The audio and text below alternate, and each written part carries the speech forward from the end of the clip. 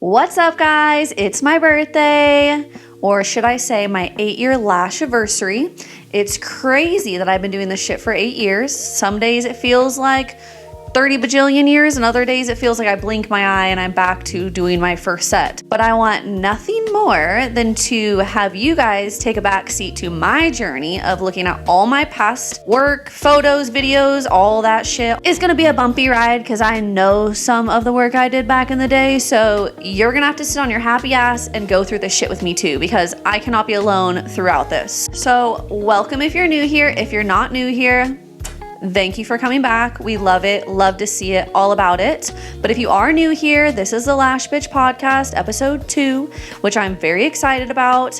We go through lash funnies, lash work, education, all that stuff. Make sure if you are new here to like, share, subscribe, follow, send it to your lash besties so you guys can have some laughs, because this episode is gonna have lots of jump scares, lots of laughs. I don't think you guys are ready for it. I don't think I'm ready for this at all, honestly. I don't even know what photos we're looking at or videos, so it's gonna be a bumpy ride, but here we go. Let's dive in. I just want to remind you guys, I have not seen any of these photos probably since I posted them, in all honesty. You know, post and ghost. I was like the worst with social media. I'd post that shit and then swipe out of that bitch real quick because I don't have time for social media, i.e. why I now have a beautiful social media girly. But she picked these. So let's see how this goes. I'm a little nervous because I also look at my old work and I'm like, ooh, why did I do that? So we're going to critique every aspect, whether it's the shape, the lengths I use. Oh my God, I don't even want to think about that right now. Oh God. And then the way I edit. Please learn from my mistakes, because it took me a while to like realize that this wasn't good. Like, they didn't look good on social media. In my brain, when they were in my camera, I was like, this is going to be great. Then I look at my social media and I'm like, oh, that was not good. But in the moment, I guess I'm thinking it's like hot shit, obviously. Here we go. I'm a little nervous. Okay. I like this one, actually. Okay, so I do like these lashes. I want to say I love these lashes. I loved the client's lashes in particular as well. However, one thing about this set that I want to really touch base on is I did one full eye and not the other eye. It would be we lash one full side and then lash the other full side afterwards instead of bouncing back and forth, which if you're still doing this, this is your sign right now. Right now. Stop doing it. Stop it. And I'll explain to you why, because this actually did happen to me. The main reason we stopped doing this is, one, because of symmetry. Every person has one side of their eyes that has a little bit more natural lashes. So say if I do the whole right side and then I do the whole left side, one of them is going to look a little bit fuller. So now I'm going to have to remove my work that I just spent time making. Okay, that's one. This scenario actually happened to me. I worked on a client where I did one full eye and her husband called in a panic and she almost had to leave the appointment. So she would have left with one eye, partially done, and no eye done at all. I told her, girl, you're going to walk out with one eye. You're going to look like this. You're going to look a little crazy, you know? So I talked her out of doing that. Luckily, I think she called her like family member to help her husband or something like that. But that scenario is a very real thing. So please alternate between right side and left side. I teach in all my trainings, whatever you do on one side, do on the other side. That's very, very important. If you put a 10 on that outer corner on that right side, put a 10 on that outer corner on the left side. If you go do an 11 on the right, do an 11 on the left. It's very important to create symmetrical sets. Whatever you do on one of those eyes, do it on the other. Just make sure to be as symmetrical as possible. I did this for probably like 6 months. Now that I'm thinking about it, which is kind of crazy, where I would lash one full eye and then lash the other full eye. What really taught me was that a client that was about to leave, that was the moment where I was like, oh, wait, this should not be happening. I should not be doing it this way.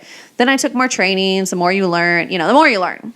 Oh, okay. So I actually love this client. Looking back at these lashes, it's kind of crazy to me though, because I have lashed this client on and off for probably like almost 8 years, which is insane to think. This client, when she originally came to me, didn't really know what she wanted. So I was just kind of doing what was the style back then, which was just really long.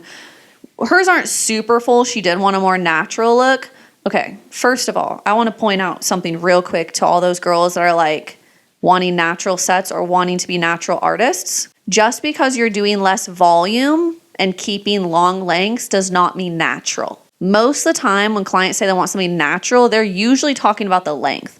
Like you could have a little bit more full than where you would consider a more natural, bring them down a shorter length and it's going to look more natural. If you have a very light volume set, but they're really long, I don't think those look as natural. It's not natural to have lashes that are 14 millimeters and up, which is actually what I did on this client. So that's why I think it's really funny, because I think I started this inner corner probably at a 10 or 11, which if you watch my last podcast, is not my jam at all. If you're going to start any inner corner, my personal preference is to start at a 7, but you should not be going longer than a 9 in an inner corner when fanned out. I know a few people brought it to my attention. What about spikes? What about this? What about that? Just purely fanning. If you're fanning over a 9 in an inner corner, I don't think it's as beneficial for the client. When they look down, they're going to have that cut in their line. They're gonna look like strip lashes more than lash extensions, which is less natural. I believe these were 14s and I only tapered down to like a 13 on the outer corner, which is so crazy because when I did her lashes last time, I believe her longest length fanned out was like a 10 or 11 and a 9 outer corner, but she did have some peaks, but her peaks only went up to 12. So think about that. Her peaks are 12 with a texture set. And this set, we fanned out to 14s. I will say my fans were very narrow back in the day and very stemmy based on the way that I was fanning. I fan completely different than when I did then. I did more of like a bouquet style technique than fanning on the strip, which I do now. I prefer fanning on the strip because I like really wide, luscious fans. I think it creates a more whimsical look. So I've definitely learned from these sets. Next, oh, this is my first set. Okay, this is the first set I ever fucking did. And I will say they're not terrible, but they're all pre-made, so I hate them. Like, I don't hate how they turned out, but I hate that they are pre-mades. When I learned lashes, I don't want to say I was lucky because that shit ended up being fucking crazy where I first worked at, but I was lucky in the extent that I had somebody that they had an artist that was transitioning. She was moving, I believe. And I was in beauty school and she needed another artist to come in and be able to work on clients, things like that. She basically showed me how to isolate and then how to place pre-made lashes. I did this set. This is the set I did. And I literally went home that night and taught myself how to fan. Pre-mades are ruining this industry. I know. People are going to come at me for this. I've said it in the past on social media and everyone gets their little panties in a bunch. But like, if you can't fan, just say that. Like, if you're using pre-mades for everything, you're a glorified classic lash artist. You are not a volume artist. And again, I'm going to get some fucking shit for that one. But like, if you're doing the exact same thing you would do applying classic lashes, using pre-mades, doing volume lashes, all you're doing is licking them and sticking them. That's all you're doing. You're doing the same exact technique that you would do for classic with pre-mades. And I didn't see the value in that. I wanted to be an artist. I'm not a lash tech. Oh, that's another thing. Do not call me ever a lash tech. No. I'm an artist, I'm a stylist, I'm a designer. Because I took the time to learn fans, to make fans, to place them correctly, to know proper weight distribution, all of that. After this set, never touched pre-mades again, on a client at least. I've tested them, I've gotten them in like goodie bags, kits, whatever. I've messed with them. I've never found any that I'm like, oh, this is comparable to loose-based fanning lashes. It's just not in my mind. Personally, I really want companies to phase these out, mainly because it is changing the dynamic of this industry and it's creating a lower level of artists, and they have the audacity to charge what we charge when we spent so much money, so much time, so much energy learning how to hand make. So if you can take anything from this, and if you're sitting in your seat right now and be like, this bitch is so rude, she hates pre-mades, like I use pre-mades, blah, blah, that's fine. But you know what you should take from this? A class, a training. If you're not confident in fanning, I get it. I used to fan a strip every single night for 4 months, every day, because I wanted to be that bitch. And you know what helped me become that bitch? Fanning. Teaching myself. Becoming the best in my area. And you want to know why I've never, ever taken a break from my business? Because I'm booked solid for 8 years. Like, I don't think there's ever been a time in my business where I'm like, oh, I really wish I had clients. I'm really nervous. I'm more stressed because I have too many clients. Like, I don't know where to put you bitches. But if you want to be a booked up artist, you bend over backwards for your clients. I will do all the things I need to make my clients happy, which includes hand making your own volume bands. Okay? Okay. Off this tangent. Next. Okay. So love these lashes. Super full. I honestly think these are a C curl, which actually are coming back right now, and I'm low-key kind of stoked about it because this bitch started with C curls. CCs weren't even a thing when I started. That's pretty much what I use now. I actually do use a lot of D curl, but these are C's. This inner corner, I didn't lash all the way inner corner because I was so intimidated by inner corners when I started. I also think that these are probably an 11. The main thing I want to talk about on this photo though is where's her fucking skin? Oh God, I used so much Facetune back in the day. That was the app to use. And I remember taking a training once and the trainer was like, make sure not to swipe it as you're doing it. You want to zoom in and like dot it so it's more natural. Oh bitch, I was scribbling that shit like. And now you know why it looked like shit. I think I brightened everyone's skin too to make it all one tone, but it made it look so fake. Like this person doesn't even look like a real person. Her eyes are fucking beautiful though. Lashes, I'm not gonna lie, chef's kiss. For me being under a year, these are pretty fucking full and I think they're pretty good. I don't like the inner corner personally now because I like when an inner corner arcs into an inner corner. I think that inner corner is what gives you that natural edge. If you're going too long on an inner corner, it's not going to look natural anymore. If I had to rate this, I would rate this like a 7 out of 10. For editing, probably a -3. I don't know how I thought this was good. Oh my gosh, so crazy. So crazy when you look back. Oh, this is a pretty little fan I made. This is my pretty little 90 fan. I fan a lot differently, like I said a little bit earlier. This is an extremely stemmy base. If you don't know what that means, then you probably use ProMates. But basically what it means is my base is very long. So a stemmy base is when the fan goes like this. That's very stemmy in my opinion. So the fan's going like this versus when it's open, more of like, it makes it wider to the point that it covers more area. Again, personal preference. If you like stemmy fans, pop off queen. If you like wide fans like me, pop off queen or king, you know, we don't discriminate. There's guy lashers out there. Do whatever makes you happy. We're gonna go to the next photo. Okay, again, I loved this photo. I remember taking this photo. Oh God, the skin. The edit is just what gets me. And the inner corner. I mean, as lash artists, we all know this. There's certain photos that we look at a photo and we're like, oh, if I just brushed that better, I'd like the photo better. If I brush this inner corner, honestly, I think it's more of a placement thing. I needed to place that inner corner a little bit closer to the lash line because there's a little bit of gapping. But again, hey, I was a baby back in the day, under a year doing lashes. What really gets me is this fucking skin. It's like a ghost. You can't even see where her nose bridge starts because I smoothed it out so much and brightened her whole skin tone so it looks like one even skin tone. So she has no shadows on her face. So looking at this photo, it looks like this bitch doesn't even have a nose.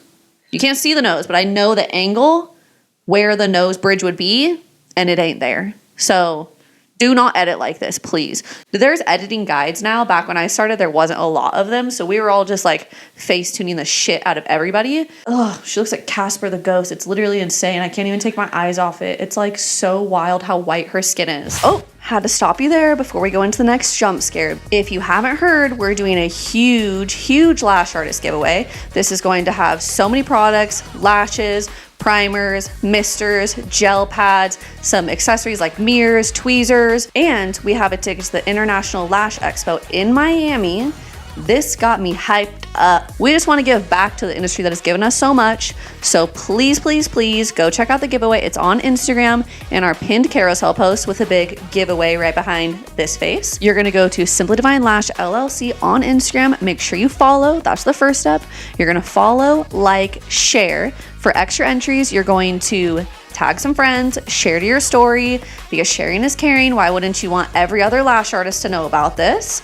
And who knows, there might be 2 winners because your girl's feeling a little generous. The only way to see who the winner is though, is to follow and to be on your account. May 1st, we'll be doing a huge announcement. So please, please, please follow so you can join along in our fun lash giveaway.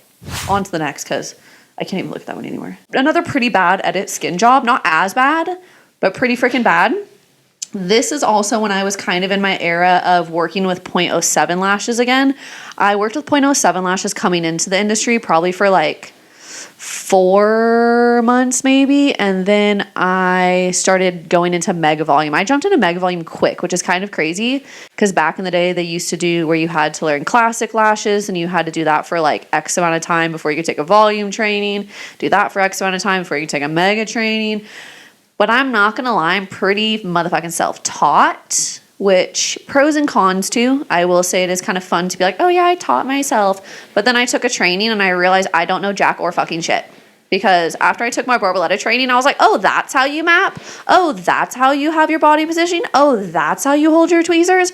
It's a whole new world when you take more trainings. That's why I've taken a large handful of them now, because no matter what training you go to, you'll learn something. So this is when I took my Barbaretta training and I went back to using 0.07. So they're definitely a lot more lighter in volume, but I love how structured the flick of the lashes look. And I do think it's because I was using C's and I was using 0.07 lashes, which makes the base look super, super dark and nice, which I love. I think this is when I was also bringing down all my lengths. So this is like, I'm not too mad at this set, honestly. Like I probably would do a set like this these days, but I use 0.03s now again. Damn, I really went 0.07, 0.03, 0.07, 0.03. Like I love me some mega lashes. Oh, and we're probably going to have to get into this in so many different levels because mega volume does not mean the length. You artists out there that are on TikTok, I'm not going to lie, I did get into a TikTok battle and I hate being that type of person. I like went back and forth with this girl about lashes just because I hate incorrect information being out there. Mega volume is not the length at all. It's the diameter you're using and how many lashes you're putting in a fan. I fear that people think when they think mega, they think large and they're not thinking large fans, they're thinking long lengths. Just because you're using long lengths does not mean you're doing mega volume. And just because you're using 0.03 lashes and doing like a 4D fan, that's not considered mega volume either. Mega volume is considered anything over 5 to 6 in a fan using a 0.05 or a 0.03 diameter. So I now use 0.03s because I just love them and they fan like butter and they're my favorite. Ooh, girl. This fucking inner corner is insane. Like, there's a large chunk that I didn't even lash now that I'm looking at it. If I would have lashed that inner corner, one, if I would have just lashed it. Two, if I use shorter lengths on the inner corner, this would be a pretty fire set. Like, pretty good. I don't really like where the peak of the lashes are. It could be this photo, but knowing me when I first started, I wasn't super proficient in mapping. So it goes a little flat, like it peaks too far in on her inner corner and then flattens out on the edge. That is just lack of proper education and knowing how to map, I'm guessing. And again, her skin gone. It just does not look good. Inner corner lashing, please focus on that. Some people even have trainings that just focus on the inner corner. My biggest tip for inner corner lashes, besides using appropriate lengths, not 11 millimeters, my tip would be utilize tape. Knowing how to utilize tape properly and stretching the eyelid to maneuver at a different angle to get that inner corner is the secret sauce. If you have problems with inner corners, that's what you should be doing to learn how to master inner corners. That's what's helped me get the proper angles. Nowadays, I don't even really have to use the tape as much because I know how to approach it. But sometimes using that tape just to stretch their eyelid a little bit is what's going to take your sets from, oh, they're really good to, oh, those are fucking great. Next, this is actually the same client, which is so funny, just like different angle and different time that I did her lashes. It actually might have been the same time because that inner corner looks a little suspicious. This inner corner needs to get locked up because who did that? I can't believe I did that inner corner. They're just so long. Like I know if she were to look down, like if this photo could move and she looked down right now, broomsticks. Those bitches would be broomsticks for sure. Because the way the inner corner, that's what it is too. I think I did too curly on the inner corner. So the way that they like sit up and one side's a little bit fuller than the other. Of course, as a righty, my right eye, easier for me to apply, attach, make them fuller. Left eye, harder for me to attach. So sometimes on the inner corner on left eyes, like I've noticed in a lot of my old sets, they're a little bit lighter because I couldn't find the right angle of placement. This client is also one of the most beautiful fucking clients I've ever worked on. She just had like the best natural lashes and like she just serves. Like her face card never denies, if you know what I mean. Like just a beautiful bitch, you know? So she was one of my favorite clients to work on just because we like yapped the whole time as well.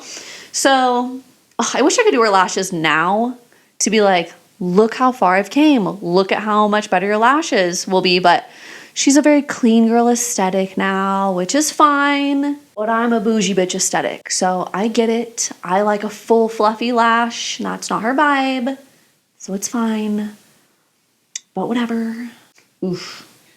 Everyone's skin. Ugh. If I compare this to the light that we're having to light this right now, the softbox, they're the same. Like their skin just looks like a softbox, just pure white. Like not even skin colored, white. Like I don't know who told me this looked good or who showed me how to do this, but it does not look good. And the shape of this one, no inner corner at all. That's definitely like a 10 or 11 in that inner corner. C curl. This is a set that I did when I was probably like 2 months in, maybe a little bit longer because they are pretty full. And this is going to be crazy. I didn't map. Like when I first started, I didn't map people's lashes. And this photo, it shows.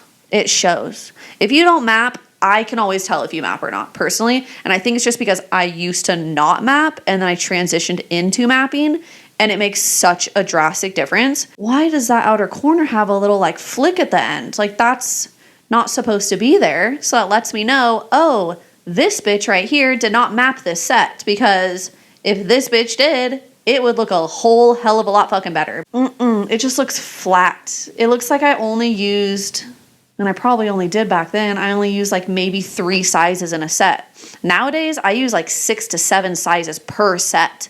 Per set.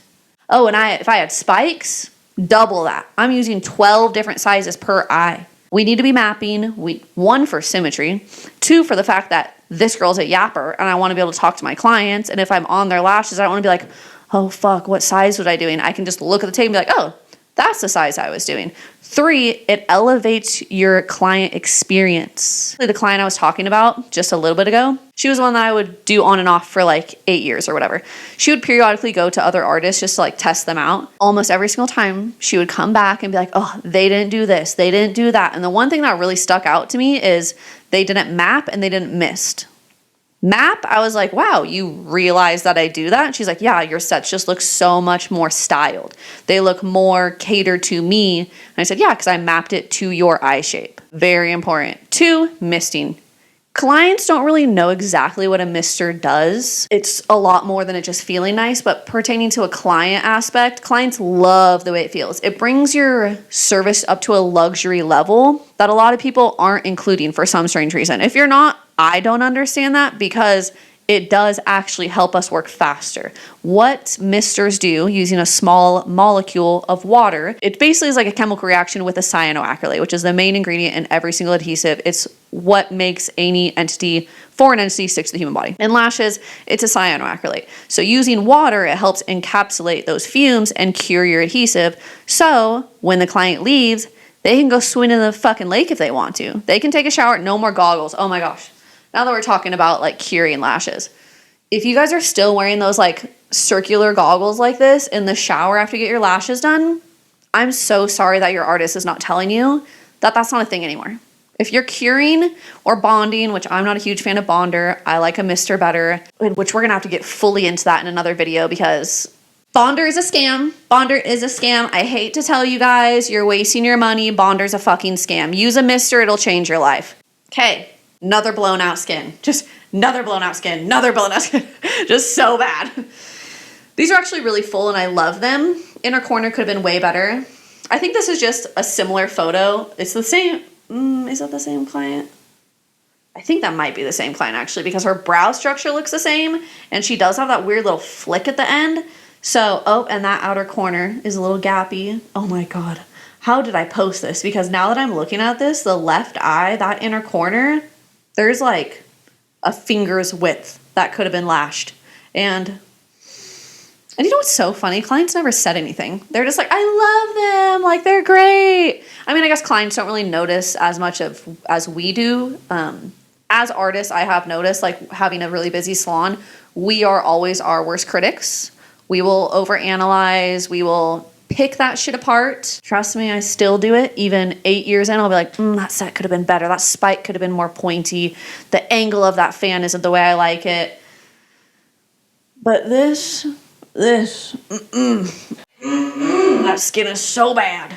She has a nose in this though, so that's nice. She does have a nose. I can confirm, you guys, she does in fact have a nose. Okay, this is when I started getting into decurl. And I know a lot of people are against decurl, and I was for a very long time too. And I will say, don't look at this photo if you do want to get into decurl, because it will deter you. Look at my newer photos because I've gotten better, okay? This decurl is a fucking jump scare. That inner corner, in all honesty, I think that inner corner might be a fucking 12, the way it curls up. Which, who did that? Not me. I don't know who the fuck did that, but that was a different version of me. That was another life. I also am one of those people that even though I use decurl, I will not use it in an inner corner. I'll use a CC and transition into a curlier lash, or even go C, CC, D for an outer flick. But this inner corner being a decurl is so harsh on this client's eyes. When doing lashes and doing a decurl, I will not do a uniform set because it will be so intense and so dark with how it curls back. This is also when I was using a brand that they claimed it was a decurl, but it was definitely a D+. Early on in my career, there was a lot of brands that were selling products that were labeled as something else. So a curl that was a decurl was actually a D+ curl. 0.03 lashes were actually 0.05. So make sure when you order stuff, practice with it, because this is definitely not a decurl. This is either a D+ or a DD or whatever they call it. Some brands call it D+, some say DD, whatever it is. I don't like a decurl on an inner corner, so I would say out of this photo, that's my least favorite aspect of it. And I won't just say skin because they're all bad. Okay, so this is actually the same client, but we did a little bit lighter in volume, I think. And I lessened her inner corner. It's still super fucking long, but it is definitely a CC curl and not a D. And you can tell by the way that the outer corner hooks up and the inner corner slightly just curves up.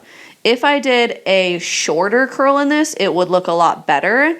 I just don't like the way that the lashes set on the client's eyes. It definitely took away from the fact that her eyes are so fucking beautiful. I wish I did texture back then, because knowing this client, I think that would have been more up her alley. She always wanted really long, like way too long. She should not be walking around with those fuckers sort of long. And I didn't do texture back then, so if I did texture on her, if I had her now and I did texture, I would do a super short base layer with very high peaks and points. So she gets the depth at the base, but she gets the length at the tips. So they're a little bit more airy, they're a little bit longer, but you're not compromising the lash health because you're mixing in with shorter base layer lashes. This client also has very light, natural, blonde, borderline white lashes. So they are weaker, so we always have to baby those lashes, yada, yada, yada. This special lady was actually one of my best friends that used to work here. Unfortunately, we had a big falling out because, you know, salon drama never stops. But she is a very successful nail artist, not tech, nail artist in LA, killing the game. Wish we were still homies.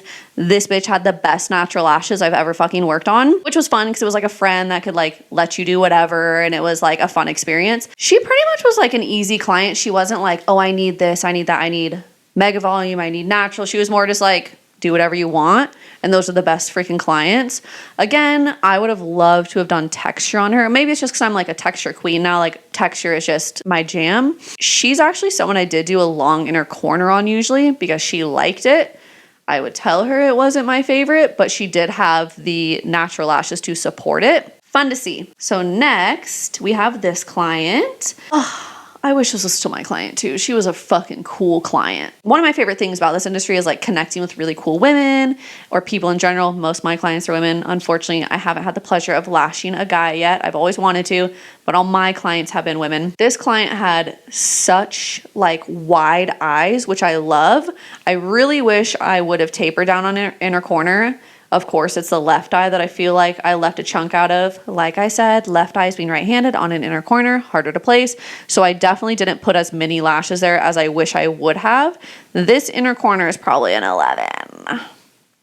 Definitely an 11. It is a C curl though, and I do like that, mainly because I know that they're coming back. So like, trendsetter, you know, I was doing it for anybody else because that's all we had. I do think I didn't map this client back in the day either, because her highest point is at that center of her eye, and this was not an open eye map. I just didn't map at all. So she definitely has like a swoop where it goes up and then lowers, then has that little flick at the end. And I really think that's because I was placing my longest points wrong. Again, because I wasn't mapping. I was just winging that shit willy-nilly, and it shows. You have to really care about what you're doing to learn from it. Because if you don't care, you're not going to learn. But I'm trying to teach people to have successful businesses that are sustainable. Because this shit is hard. This industry is very hard. And if you're not going to take it serious, don't come into it. Sorry, I said it. I said it. If you're not going to take this serious, don't waste your time, don't waste clients' time, and don't waste my motherfucking time, because I have to fix all the people that half-ass lashes, and then I have to tell clients, oh, this is wrong because of this, this, and this, and then I'm kind of the bad guy sometimes. And I know everyone's learning. That's another reason why I wanted to make this video. We all start somewhere. This is where I started. If I can do it, you can do it too. And I had to go through the trenches of trial and error and practicing and learning and seeing what works and what doesn't work. That's without trainings. If you take trainings, you can skip all that bullshit that I had to go through. Trainings are so important. Whether you're learning fanning, isolation, taping techniques, mega volume, textured, color. That's another training, and that's another subject that a lot of people don't know about. You have to place lashes and fan lashes completely different with color than you would with black. Weird, I know. But I learned that the hard freaking way when I did a bunch of colored mixed in with black, and none of the colored showed up because I didn't do my fans narrow enough. I did them too wide. I also placed them on a layer that was covered by the black layer. So little things like that. It's just so important to learn from people that are continuously learning too. If you're learning from somebody that stopped lashing like years ago and was like, yeah, I just do trainings because like it's good money. Red flag. Run. Don't learn from that person. In my opinion. That's my opinion. Have you heard that TikTok? It's my opinion. How do you know what's good for me? That's my opinion. That's how I feel right now. But it's definitely this girl's opinion, okay? I have taken over 13 certifications that's mixed with lashes and permanent makeup because I wanted to bring value to my trainings and find what I liked in trainings and what I didn't like in trainings. I took a training from this person in permanent makeup. I paid out the ass for this training. And I drove all the way to LA. If you don't know, I'm in Northern California. That bitch is like 10 hours away, okay? Drove all the way there, did the whole thing. It was the worst training I've ever been to because she didn't know how to teach. Her curriculum and her manual, fantastic. Whoever she bought it from did great because she had no clue how to teach it. And that is so important. Someone could have the best marketing, the best branding, the best take-home material, but if they don't know how to break it down and explain it to different types of people that learn differently, I wouldn't take a training from that person because there's so many things that I've taken from trainings that some of them don't even teach you how to remove lashes. Some of them don't even teach you about allergy and irritations. These are things we as artists need to be educated and confident enough on to be able to educate our clients. If we can't educate our clients, why would they trust us? But if I can help anybody skip all the bullshit that I had to go through, like, please, that is my biggest goal in life, is to help other people keep this service and this industry elevated. It is a luxury service. It should be treated as such, taught as such, serviced as such. If you're not taking it to that level, again, why are you doing it? So on that note, I wanted to take a hot freaking moment to say a big ol' thank you because I have been so nervous to do these podcasts, but I want to be that person that's there for other people in the industry. Whether you're an artist, a client, an aspiring artist, you can message me, you can watch my videos, follow me. I want to create organic engagement. I want to be able to talk to you guys. I want to be able to learn from you guys like you learn from me. Comment what you want me to talk about in other videos because I really want to give you guys what you want. I can do this shit with my eyes closed. I always make the joke, if I could do this with my eyes closed, my body would know exactly what to do. I want to teach you guys how to be that comfortable with lashes. So subscribe if you're already not. I don't know why you wouldn't be because you're here already this long into the video. But if you're not, remember to subscribe because we're going to have such funny videos, such informational videos, focused on education, all that jazz. So please make sure to subscribe, and I will see you on the flip side.